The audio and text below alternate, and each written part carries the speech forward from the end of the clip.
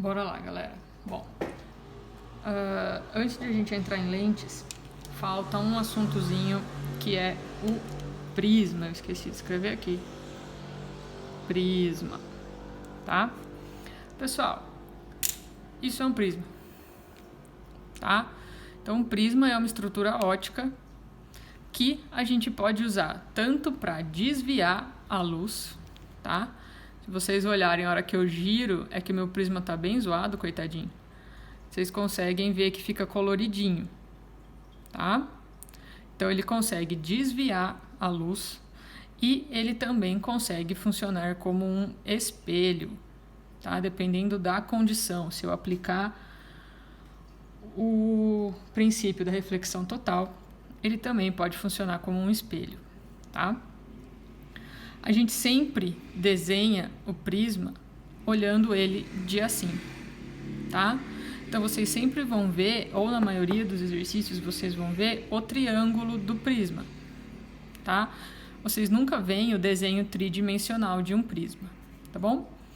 A luz vem do ar, bate no prisma, atravessa o material do prisma, a maioria dos prismas é de vidro, e sai de novo para o ar, tá? Eu posso ter prismas de diversos tamanhos, modelos e finalidades, tá bom? Amanhã, durante a nossa aula ao vivo, eu vou pegar o prisma do meu telescópio para mostrar para vocês. Eu tenho um prisma dentro do telescópio, tá bom? E aí eu aproveito e já mostro os filtrozinhos que eu tô devendo para vocês faz um tempo, tá? Então tá aqui o meu prisma. O ângulo aqui de cima do prisma a gente costuma chamar de ângulo de abertura do prisma. Então, vamos lá. Ângulo de abertura.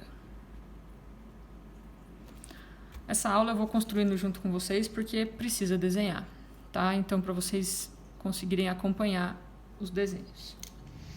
Então, o que vai acontecer, pessoal? Vai trocar de meio, ou seja, vai obrigatoriamente sofrer um desvio. Então, bateu aqui na face do meu prisma, eu vou perpendicular desenhar a normal. Com isso, eu tenho este meu ângulo aqui, que eu vou chamar de I1, ou seja, o ângulo de incidência da primeira face, o ângulo de incidência 1. A lei de Snell, pessoal, N vem sendo I, N vai sendo R, segue valendo, tá? Sem problema nenhum. Esse meu raio, se ele não sofresse desvio, ele teria que continuar desta maneira. Mas o que acontece? Trocando de meio, esse meu raio vai sofrer um desvio. O ar aqui fora é o meio menos, o vidro ou o material do prisma é o meio mais. Do menos para o mais chega mais perto da normal. Então, esse meu raio desviado tem que acontecer aqui dentro. E aí, quando esse raio acontecer, ele atinge a outra face do prisma, desta maneira. Tá aqui. Aqui dentro do prisma, ele não troca de material, então ele segue retilíneo. Esse meu ângulozinho aqui é o R1, ou seja, ângulo de refração da face 1, certo? A primeira refração que eu vou ter. Pessoal, bateu ali na outra face. Eu vou ter de novo que traçar a normal aqui, perpendicular. Então, tá aqui a minha normal. Beleza.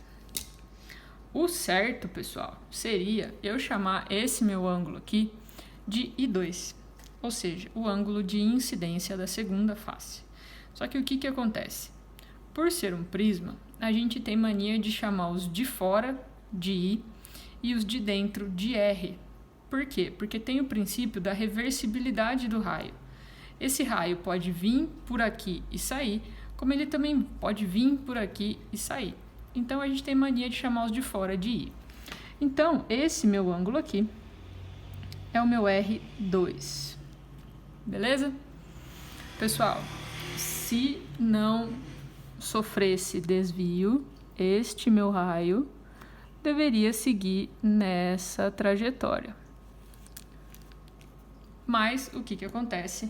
Ele sofre um desvio. O vidro é o meio mais, o ar é o meio menos, chega menos perto da normal, ou seja, se afasta da normal. Então, eu vou desenhar aqui, me afastando da normal, o meu raio de saída. E esse meu ângulo aqui com a normal é o meu I2. Beleza? Então, aqui está a construção do que acontece com um prisma. A pergunta do prisma envolve sempre essas coisinhas que estão desenhadas aqui, ou seja, eu vou querer saber os Is, ou os Rs, ou a abertura, mas a pergunta que acontece 99% é o desvio desse prisma. Pessoal, o desvio é o seguinte, aqui já está prolongado o meu raio de entrada.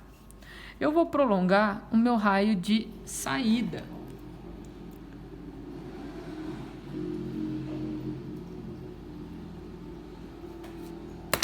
E eu vou só aumentar aqui um pouquinho para ficar mais fácil de ver.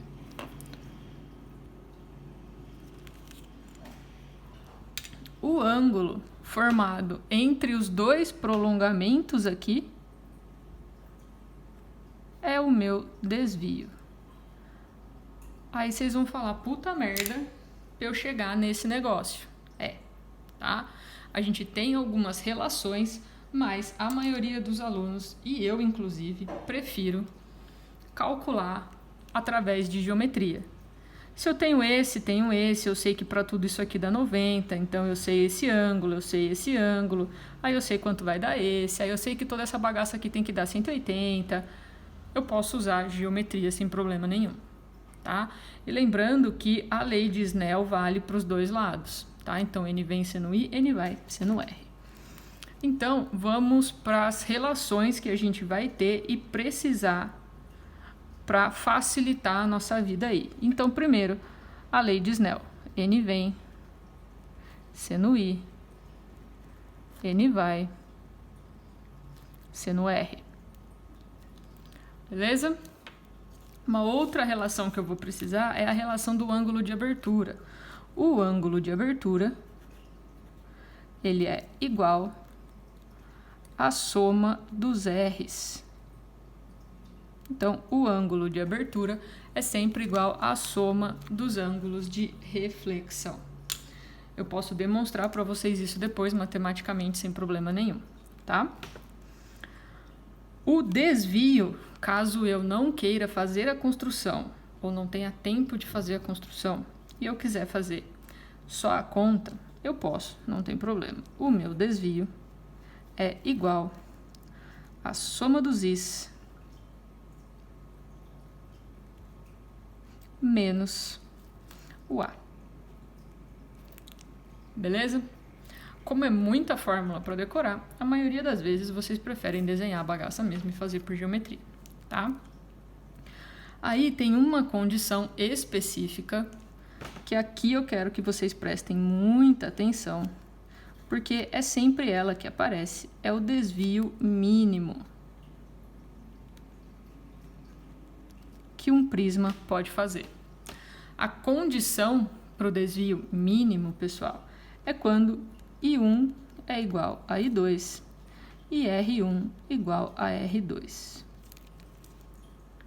Essa é o menor desvio possível dentro de um prisma, tá bom? Para calcular esse desvio fica mais fácil, né? Esses dois caras são iguais, então 2I menos... Aqui, se vocês separarem, o A é isso aqui, né? R1 mais R2. Então, eu estou fazendo I1 mais I2 menos R1 menos R2. Se esses dois caras são iguais, é 2R aqui também. Beleza? Então, tá aqui as equações que a gente vai precisar, tá? Beleza. E o último detalhezinho, não pode esquecer, o seno do ângulo limite. Por quê? Porque eu falei para vocês que às vezes eu posso usar isso como espelhos. Então, tem máquina fotográfica que tem microscópio que tem telescópio que tem. Então, é o N menor pelo N maior, tá? Essa é a condição aí para a gente ter o limite da refração. Beleza, pessoal? Então, agora, respira fundo e vamos para os exercícios.